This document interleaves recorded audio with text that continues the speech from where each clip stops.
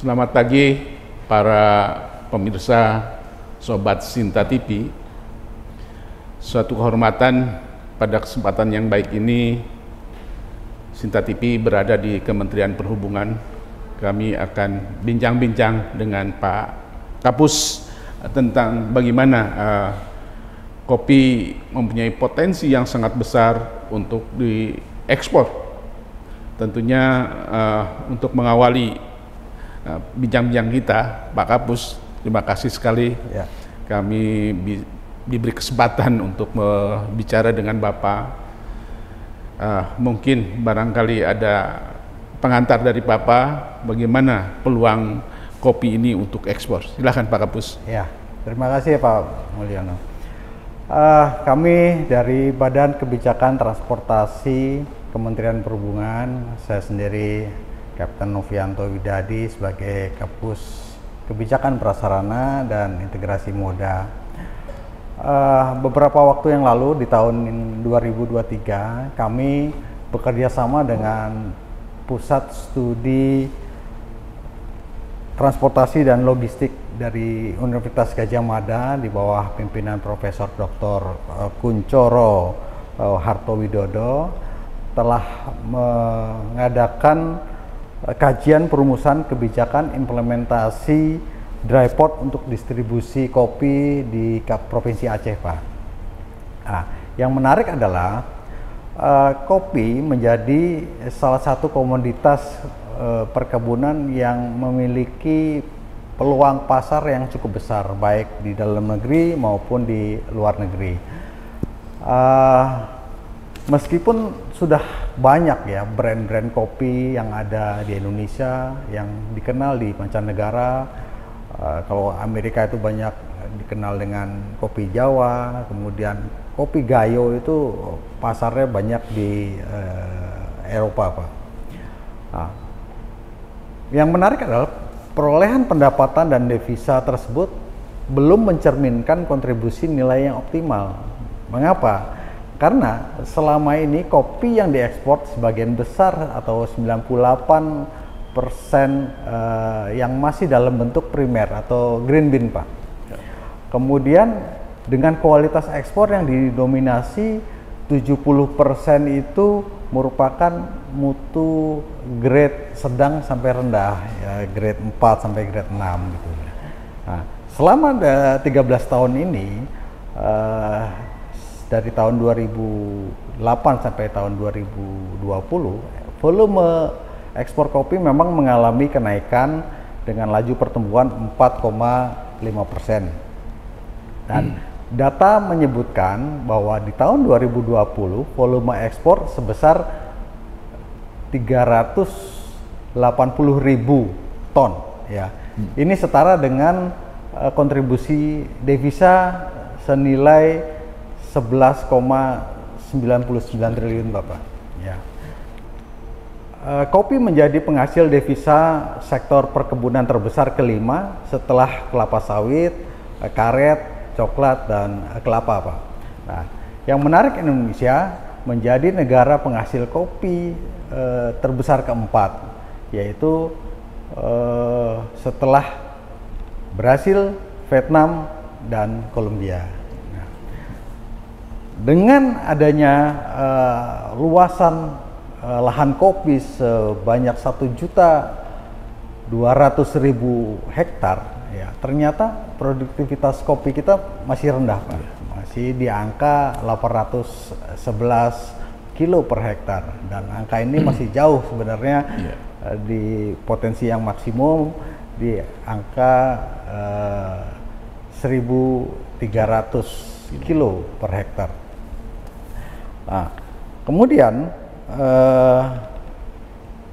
untuk itulah kami membuat inisiasi atas perintah Pak Menteri untuk membuat terminal barang khusus komoditas kopi yang pertama kali di Indonesia, yaitu di Aceh.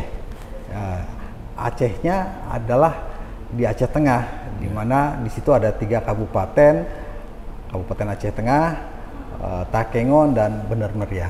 Saya rasa itu pembukaan dari saya. Makasih Pak Kapus. Mungkin ada beberapa yang ingin saya sampaikan pertanyaan. Seperti apa Bapak melihat kopi sebagai suatu komoditas yang mempunyai peluang ekspor? Ya, baik Pak. Jadi tren permintaan kopi, misalkan kita lihat di ASEAN ya, selama 1 dekade terakhir ini terus meningkat Pak. Kemudian termasuk salah satunya adalah harga kopi yang terus di atas rata-rata harga kopi di ASEAN. Ya, potensi pangsa pasar kopi dari Indonesia di level ASEAN masih terbuka lebar Pak. Yeah. Ya, saat ini kita baru bisa memasok 25-30% ya, dari total permintaan kopi. Ini merupakan peluang bagi Indonesia untuk mendapatkan porsi pasokan kopi di atas 30%. Ya, hal ini perlu didorong bagaimana strategi kita untuk meningkatkan volume produksi dari tingkat petani. Ya. Untuk itulah kita mencoba membuat terminal barang khusus komoditas kopi atau dry port dan mengedukasi masyarakat ya dari tingkat petani kemudian distributor sampai dengan penjualan. Ya. Makasih Pak Kapus, ini luar biasa ya kalau melihat potensinya yang kopi untuk diekspor ini. Ya. Yang ingin kami mendapat penjelasan dari Bapak sejauh mana dukungan fasilitas dari Kementerian Perhubungan ini untuk meningkatkan ekspor ini. Kita tentunya ingin ekspor ini terus meningkat Pak. Iya.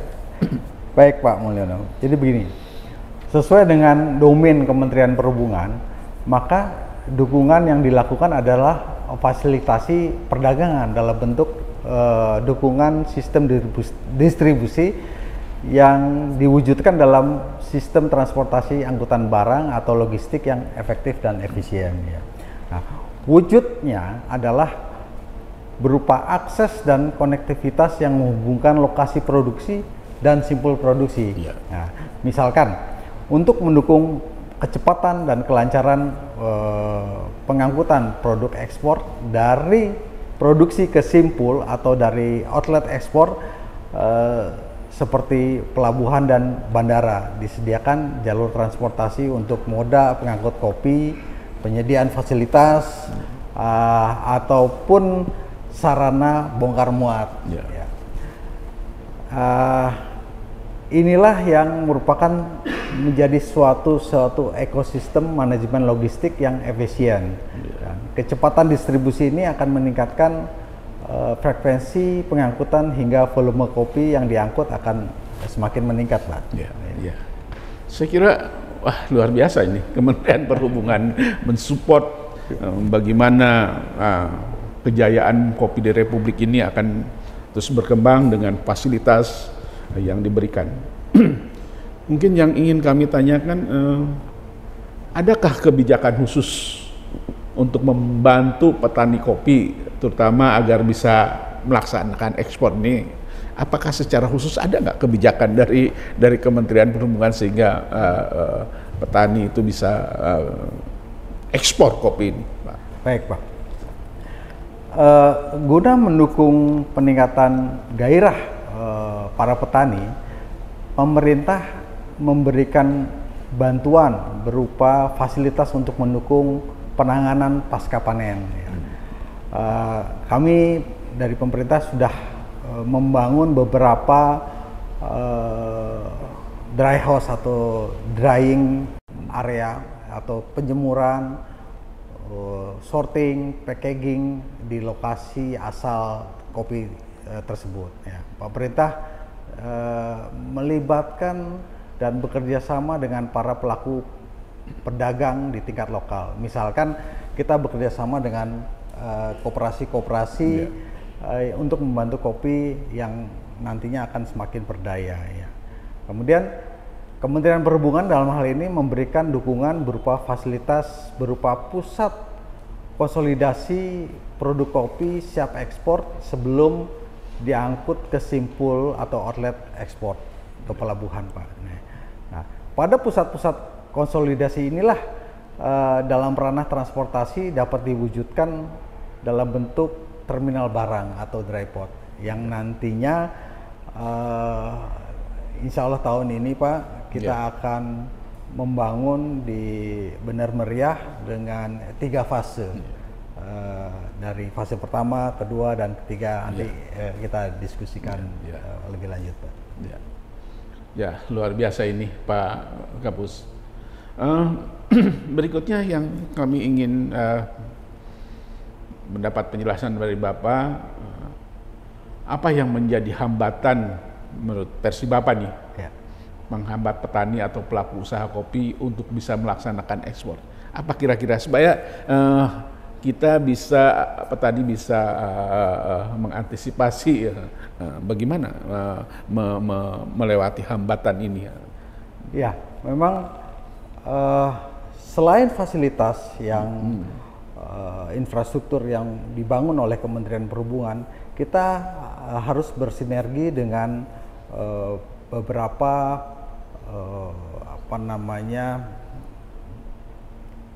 rekan-rekan kita dari logistik Pak. Ya. Jadi petani ini perlu dibangun suatu mentality yang confident untuk menjual produknya. Ya. Permintaan kopi tentunya sangat segmented, di mana kesiapan dari pasokan petani di wilayah Aceh misalnya, mereka hanya memiliki lahan yang terbatas sehingga volume mereka juga terbatas.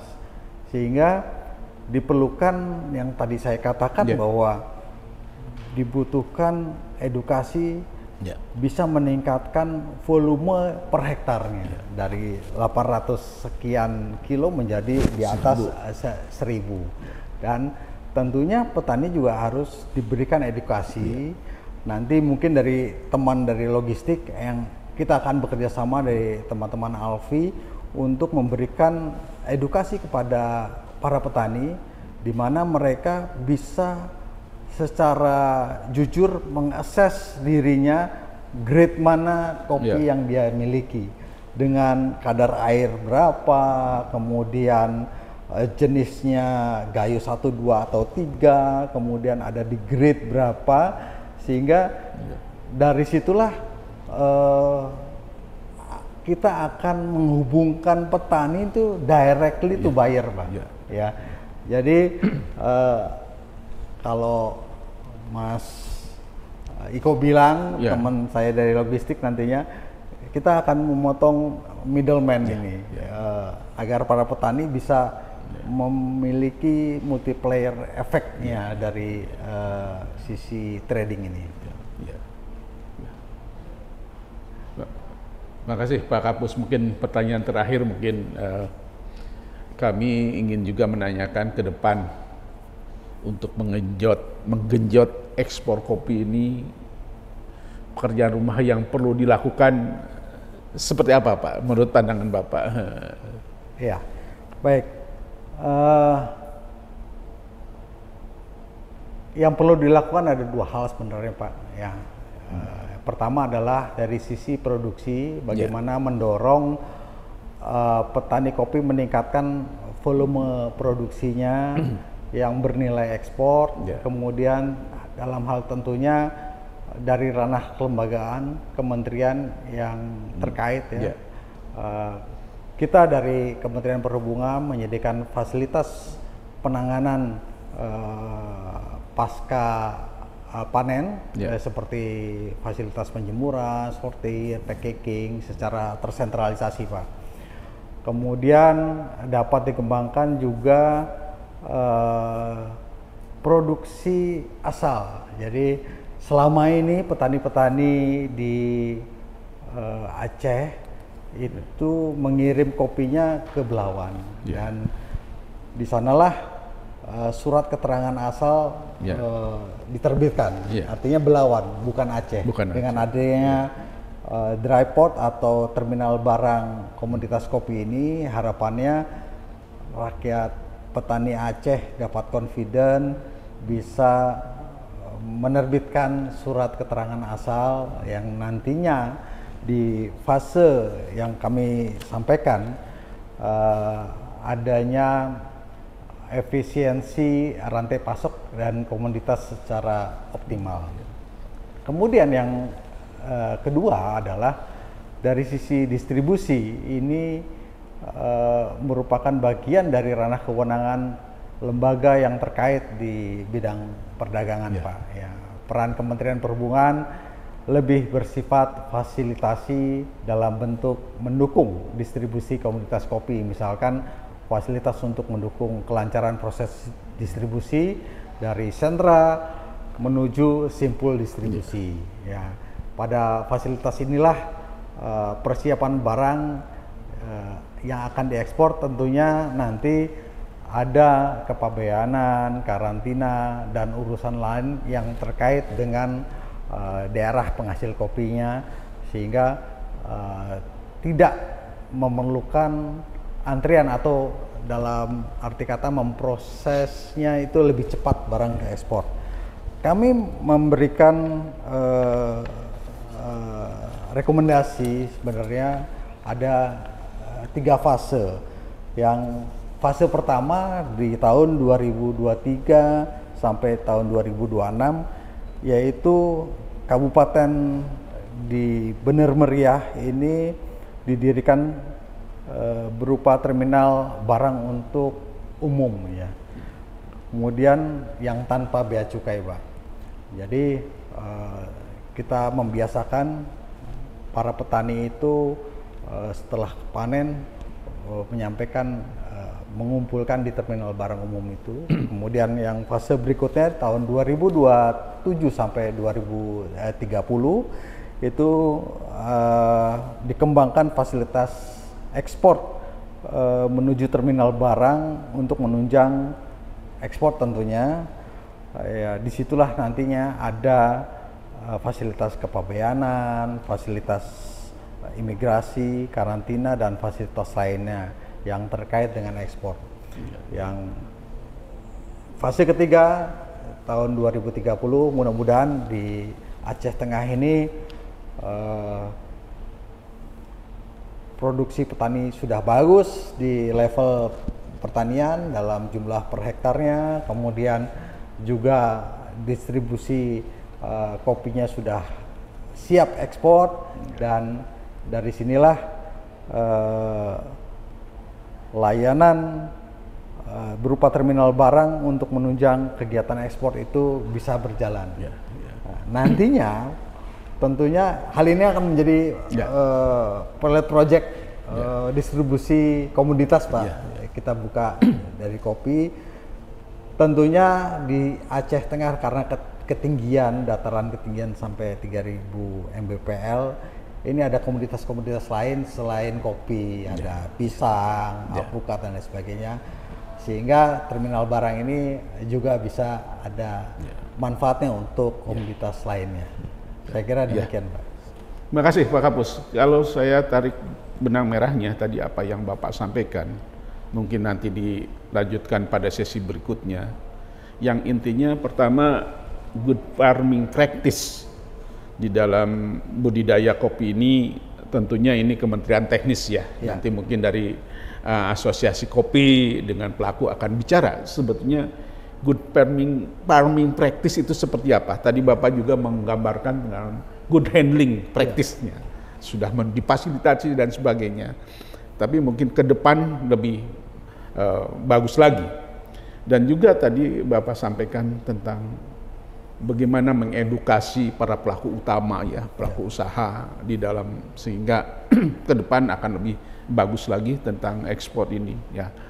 Kami lihat tadi nampaknya kita tidak hanya sebatas kepada mengedukasi dengan hard skill teknis, tapi juga perlu juga barangkali mengedukasi tentang soft skillnya, dibangun jiwa entrepreneurnya, bagaimana membangun kelembagaan pelaku usahanya petani dengan baik, bagaimana kepemimpinannya, bagaimana manajerialnya dan sebagainya. Ini mungkin nanti pada sesi berikutnya mungkin antara Dewan Kopi atau asosiasi ini akan bicara dengan pelakunya sebetulnya saya menarik benang merahnya bahwa yang disampaikan Pak Kapus itu luar biasa karena memang menggugah kami juga kepada nanti Kementerian Teknis akan mengembangkan bagaimana good farming practice-nya sebetulnya tadi tidak hanya 800 tapi mesti di atas 1000, 1300 dan sebagainya, baru mereka akan lebih layak lagi. Begitupun nanti quality-nya juga menyangkut quality sesuai dengan permintaan buyer tentunya. Ya, betul. Saya kira terima kasih sekali Pak Kapus, saya kira ini sudah sangat komprehensif sekali. Terima kasih atas penjelasan atau uraian dari Bapak. Ya. Terima kasih para pemirsa, luar biasa pertemuan kali ini. Kita sampaikan terima kasih. Assalamualaikum warahmatullahi wabarakatuh.